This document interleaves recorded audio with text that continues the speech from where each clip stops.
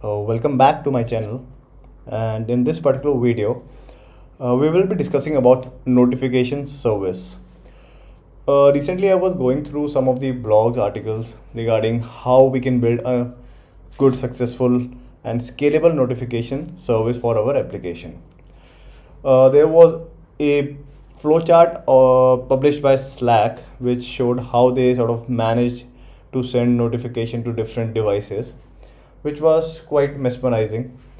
Considering that and reading through some of the blog article videos, I came up with a notification service, which if you will sort of go through the entire video, you will be having good understanding about how to build a notification service from scratch to a level where you can at least push it in your production environment and sort of start working with it.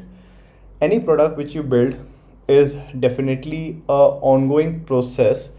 You can't build a final product in day one, or your first release can't be a perfect release, because will be always something new which you will be implementing in your product.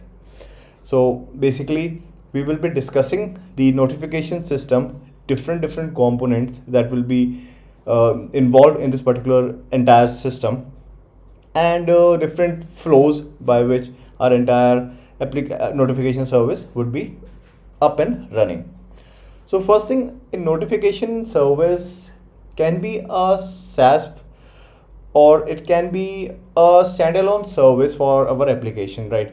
If maybe you are in a bigger organization and you want to sort of create a product which you can sort of give it to different organization, they can use it as a service, right? Because most of the companies just want to utilize the notification functionality but don't want to get into the all those trouble of maintaining the notification, doing all those configuration. They just want, they have an email ID, phone number, any IVR number, and the message which they want to transfer, and rest everything is sort of done by the that particular third party service, right? Some of them, Twilio is one of the such service. Not exactly everything is not available, might be there would be, I'm not used Twilio much, but these are some of the SaaS model which you can follow. And apart from that, you as in developer of your product, you can create a separate notification service which can handle all those stuff, and you can create it by yourself, right?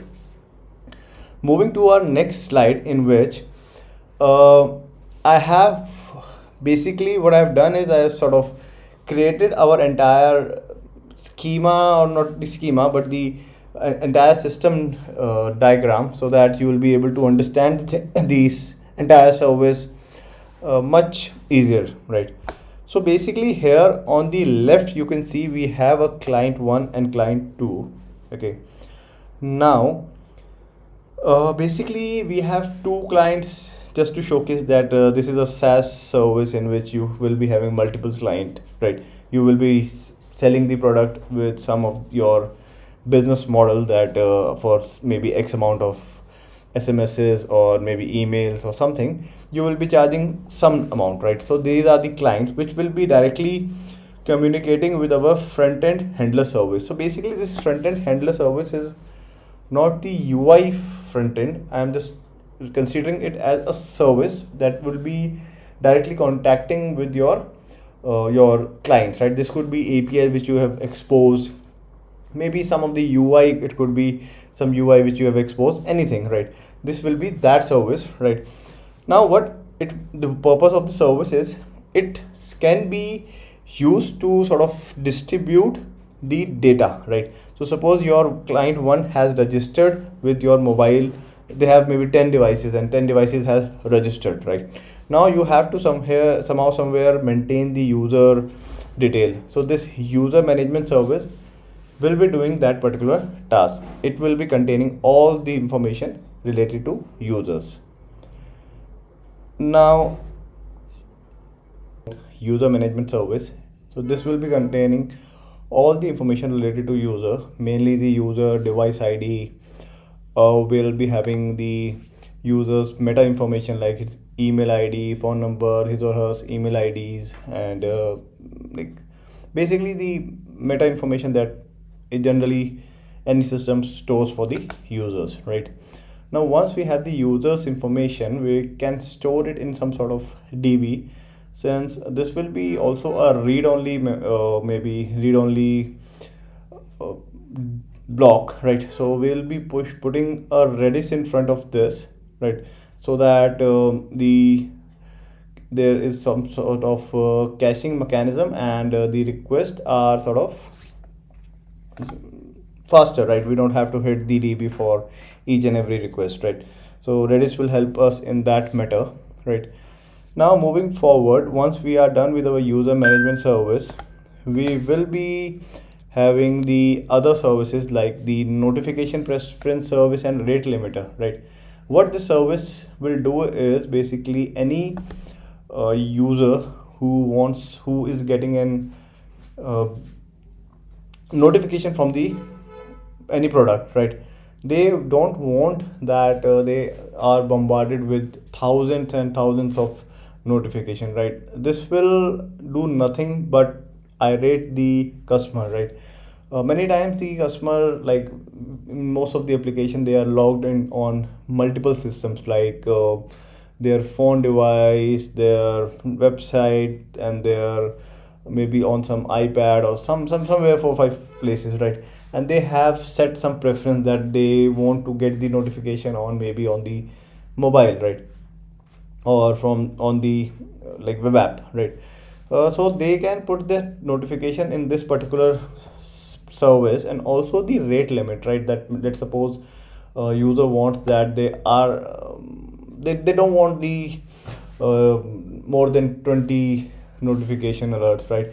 Unless until it's OTP or something. Apart from that, there is some promotional messages and all those stuff. They don't want to get the bombarded by the quantity of the notification. So for that purpose, we have this service which will storing all those critical informations, right?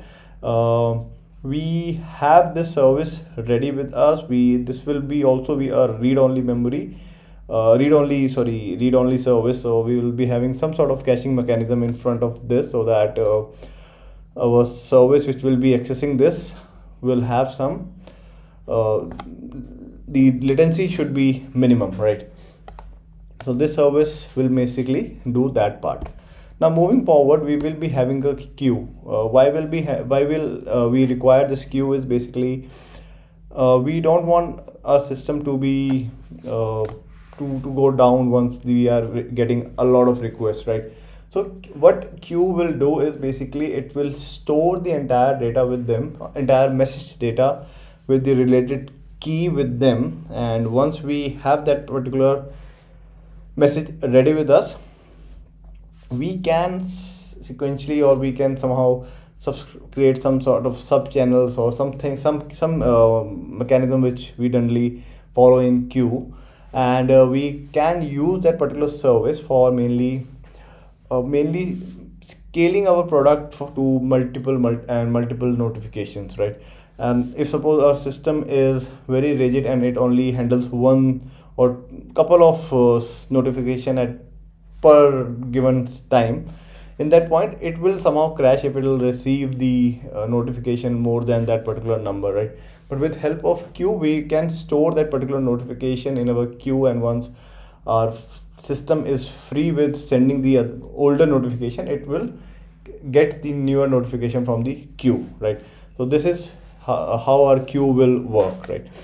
Now once we have these three services with us after our front end handler service, we can we can sort of combine this everything in our front end handler service, but it's better to have some sub service architecture, so that we don't if in case some service goes down, it should not be impacting the entire system. Although we like no service should go down in any case, but if this is sort of human error can happen, there is some configuration error can happen and all those stuff, so we can't ignore the fact that service can go down, and they might in the scenario they might go down. We have some backup plans, so for that service we create a microservice based architecture. That's why we have distributed every service, right?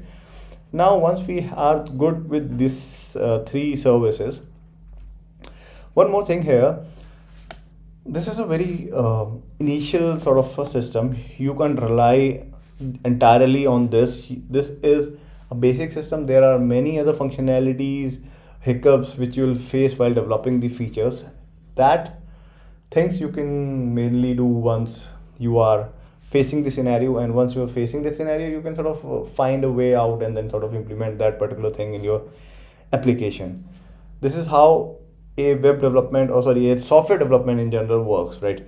Like you face the problem, you research on that particular problem, you find a perfect solution, not even like not perfect, but you find a good solution and make it perfect. So that's how the entire life cycle of software development mainly works, right? Now we have these services ready with us. Now we have our main service, that is not main but one of the service, that is notification management service. What's the purpose of this service? It's to create the finally parsed message with all the key information, like from user management service it will be pulling the users data. From notification preference service and rate limiter, it will sort of get the user specific notification preference data.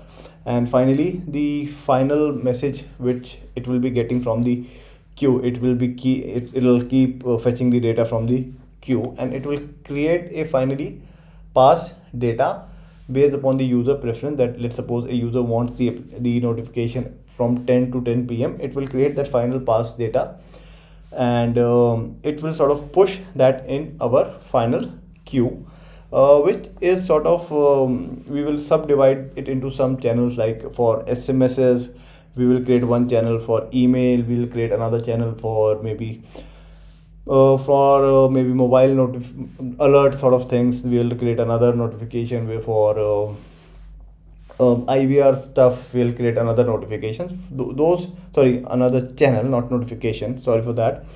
And this is our finally pass data ready with us in our final queue. Now this purpose of this queue is we'll create different emitter channel like this service, right? And this will basically will be subscribed to the particular channel. Like SMS will have a different emitter channel, and likewise the mobile notification, email ID and all those stuff, email notification and all those things. And once we will be getting, our channel will be pulling the data from the queue, final queue, it will sort of push the data to the final subscriber using maybe Firebase. We generally use for Android based notification, and for Apple we have an Apple service which is generally used for this. And for email notification we have different services, like Gmail provides SMTP server, we can create our own SMTP server, all those things which will be pushed, which will use to finally pushing the data to the final subscriber. Meanwhile we have a notification metadata information. This is basically required for mainly getting the meta information of the of the notification which is being sent, right? Why we require this metadata information is mainly because of all the audit stuff, right? If in case you want to somebody say that this notification was not sent to our system, we can get it from here, that at what time we initiated that message. And maybe if you want to scale a particular set of the system, right? Like your email, you find out after maybe couple of months or so that your email services is something which is majorly used, and your maybe your IVR services there is being least used. So you can downscale the IVR service and upscale the email service so that it can handle that much traffic, right? So all those stuff, all those auditing, all those stat things, we can create the metadata information service which will be managing and creating the pushing that into maybe somewhere in the Elasticsearch, where we have a good use. We can use Kibana and Logstash for creating a good visualization, and then it can be used in later like some maybe by the product team or your anybody who is maybe interested in doing the auditing, right? So this is a basic system. We will be having a lot of load balancers everywhere where it is required. So basically the purpose of load balancer is to balance the load amongst the different set of servers, right? So we have like the elastic load balancer and the all those things, that if in case you want to configure your system as upscaling due to some particular stats, like if in case we have two servers for one services, like maybe this notification management service is having two server boxes, EC2 instances, as we call it in AWS terms, right? These are basically the servers which are running maybe some of the operating system, like some Linux flavored operating system like Ubuntu, or maybe Microsoft based, Windows based, not like the Microsoft based servers. So we have these two servers that is running notification management service, and you feel that maybe if in case your traffic increased to maybe 90% on both of the servers, just you want to spin up another server, and this will be automatically linked to your load balancers, right? All those stuff is basically done through configuration in AWS and all those major service provider. But if in case you want to do it yourself, you have to be little bit do the tricky part and use maybe Nginx for load balancing, and for spinning up the server you can use some services like Kubernetes and Docker and all those things, which you can plug and play in different services based upon your requirement. So this is basically, um, see, you don't need Kubernetes, Docker and all those things in initial days and to push the stuff, right? But later it is a good practice to follow those things, because this will make your work very easy. Because if in case there are maybe hundreds of servers running for any particular service, in that case it becomes very difficult to do the changes manually. You need to have some Jenkins pipelines, some Kubernetes and Docker setup already ready, which will handle your load. Yes, so I think that's all for this particular system design things. There is a lot of new functionalities, like how you'll send the device, the how you'll check that if a particular device is down. Like for instance, if in case your queue has the message and you send the SMS to a particular service, a particular device, right? And your device was not in ready state, right? It was maybe switch off, or maybe network without, like at some area where there was no network, right?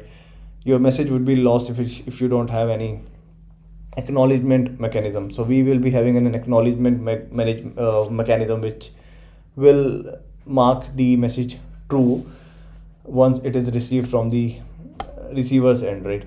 So that all thing we can implement in our notifications service, right? And there are many other features which you can also implement and make it a foolproof system, right? Yes, so I hope till now you must have got an idea about a typical notification service, which if in case you have to implement it by yourself, you will be having a broader idea about how you can do it. And yeah, that's all for this particular video from my side.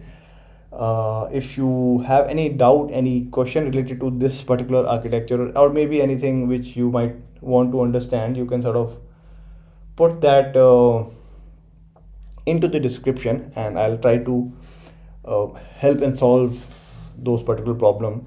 If in case I struggle with that, I'll definitely help you in any way whatsoever. So don't worry about that. Just mention your doubt in the comment. And thank you for watching. Have a great day. Happy coding. Thanks.